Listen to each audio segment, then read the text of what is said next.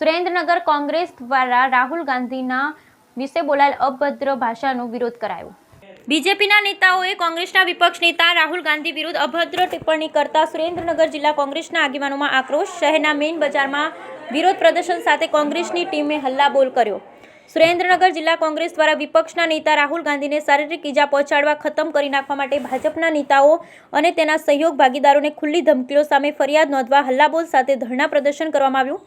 આ તમામ નિવેદનો વિરુદ્ધ સુરેન્દ્રનગર જિલ્લા કોંગ્રેસ પ્રમુખ નૌશાદ સોલંકી, પૂર્વ ધારાસભ્ય ઋત્વિક મકવાણા સહિતના કોંગ્રેસના આગેવાનોએ સુરેન્દ્રનગર એ ડિવિઝનના પોલીસ ફરિયાદ નોંધાવવા લેખિત અરજી આપી છે। ભાજપના વિવિધ નેતાઓ અને તેના સાક્ષી પક્ષો દ્વારા જારી કરાયેલ ઉપરોક્ત નિવેદનો ધમકી, રાહુલ ગાંધીની હત્યા અને અથવા શારીરિક ઈજા અને દેશના વિપક્ષના નેતાને આતંકવાદી ગણાવતા ભાજપ એનડીએ ગઠબંધન ભાગીદારો દ્વારા વ્યક્તિગત દ્વેષ દર્શાવે છે। રાહુલ ગાંધી સામે આવા ઉચ્ચારણ માત્ર નફરતથી ભરેલી ટિપ્પણીઓ દ્વારા સામાન્ય જનતામાં અશાંતિ ફેલાવવા, રમણખાણો ભડકાવવા, શાંતિ ભંગ કરવા વગેરે ઉદ્દેશ્યથી કરવામાં આવે છે। રાહુલ ગાંધી સમાજના વંચિત વર્ગો જેવા કે મહિલાઓ, યુવાનો, દલિતો અને અન્ય હાંસિયામાં ધકેલાઈ ગયેલા વર્ગ વગેરેને લગતા મુદ્દાઓ સતત ઉઠાવી રહ્યા છે। આવી જાહેર કેન્દ્રીય મુદ્દાઓને ઉકેલવામાં ભાજપની નિષ્ફળતા ઉજાગર કરે છે, જોકે તે ભાજપ અને તેના સાક્ષી પક્ષોને ગમતું નથી। તેથી ઉપરોક્ત નામવાળી વ્યક્તિઓને ભારતના વિરોધ પક્ષના નેતા પર આવી નફરત ભરેલી ટિપ્પણીઓ કરવા માટે નિયુક્ત કરવામાં આવેલા છે। આ પોલીસ ફરિયાદમાં જણાવ્યા અનુસાર બીજેપી નેતા તરવિંદરસિંહ મારવાહે તારીખ 11/9/2024ના રોજ ભાજપના એક કાર્યક્રમમાં વિપક્ષના નેતા રાહુલ ગાંધીને ખુલ્લેઆમ જાનથી મારી નાખવાની ધમકી આપી હતી, જેમાં તેમણે કહ્યું કે રાहुल गांधी बाज आजा नहीं तो आने वाले टाइम में तेरा भी वही हाल होगा जो तेरा दादी का हुआ। श्रीमती इंदिरा गांधीની જેમ હત્યા અને સંજય ગાયકવાડ ધારાસભ્ય શિવસેના મહારાષ્ટ્રમાં ભાજપની સહયોગી તારીખ 16/9/2024ના રોજ જાહેરમાં 11 લાખ રૂપિયાના ઇનામની જાહેરાત કરી। જે કોઈ વિપક્ષના નેતા રાહુલ ગાંધીની જીપ કાપશે તેને 11 લાખ ઇનામ આપીશ। રેલવે રાજ્યમંત્રી રવનીત બિહુએ તારીખ 15/9/2024ના રોજ મીડિયા સાથે જાહેરમાં વાત કરી વિપક્ષના નેતા રાહુલ ગાંધીને દેશના નંબર 1 આતંકવાદી કહ્યો। બિંદુએ હિંસા ભડકાવવા અને શાંતિભંગ કરવાના ઉદ્દેશ્ય સાથે રાહુલ ગાંધી વિરુદ્ધ જાહેરમાં નફરત, આક્રોશ ભડકાવવા માટે જાણી જોઈ નિવેદન આપ્યું હતું। આ નિવેદનની ટીવી ચેનલો અને સોશિયલ મીડિયા પર વ્યાપક પ્રચાર કરવામાં આવ્યો।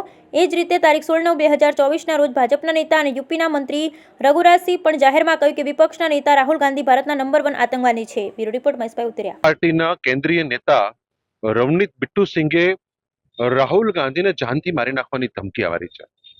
એવી રીતે જ ભારતીય જનતા પાર્ટીના બીજેપી નેતા તરવિંદરસિંહ એણે પણ રાહુલ ગાંધીને ખુલ્લેઆમ જાનથી મારી નાખવાની ધમકી આપી છે।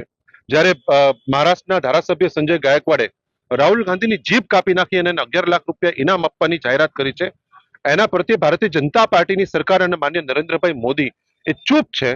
એનો અર્થ એ છે કે ભારતીય જનતા પાર્ટી અને વડાપ્રધાન શ્રી નરેન્દ્રભાઈ મોદીની ઉશ્કેરણીથી ને એમની પ્રોત્સાહનથી ભારતીય જનતા પાર્ટીના શીર્ષ નેતાઓ રાહુલ ગાંધીને જાનથી મારી નાખવાની જે કોશિશ કરી રહ્યા છે એની વિરુદ્ધમાં આજે સુરેન્દ્રનગર જિલ્લા કોંગ્રેસ સમિતિ દ્વારા ધરણાનો અને આવેદનપત્રોનો અને પુતળા દહનનો કાર્યક્રમ આપવામાં આવ્યો હતો।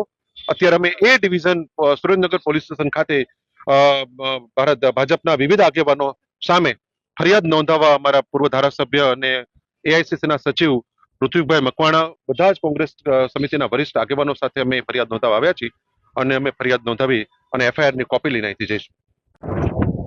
નરેન્દ્ર મોદી અને ભારતીય જનતા પાર્ટીનું કોંગ્રેસ મુક્ત ભારત કરવાનું અભિયાન નિષ્ફળ જઈ રહ્યું હોય એવું લાગવાથી ક્યાંક ને ક્યાંક નરેન્દ્ર મોદી અને ભારતીય જનતા પાર્ટીની એની આખી ટીમ કોંગ્રેસ પાર્ટી અને રાહુલ ગાંધીને જે પ્રકારે જન સમર્થન મળી રહ્યું છે એનાથી બોખલાઈ ચૂક્યા છે અને એના પરિણામે એનું ભારતીય જનતા પાર્ટીનું જે નેતૃત્વ છે એ એમના નીચેના માણસો દ્વારા કોઈને કોઈ રીતે રાહુલ ગાંધીને અને કોંગ્રેસ પાર્ટીને નુકસાન કરવાનો પ્રયત્ન કરી રહ્યા છે।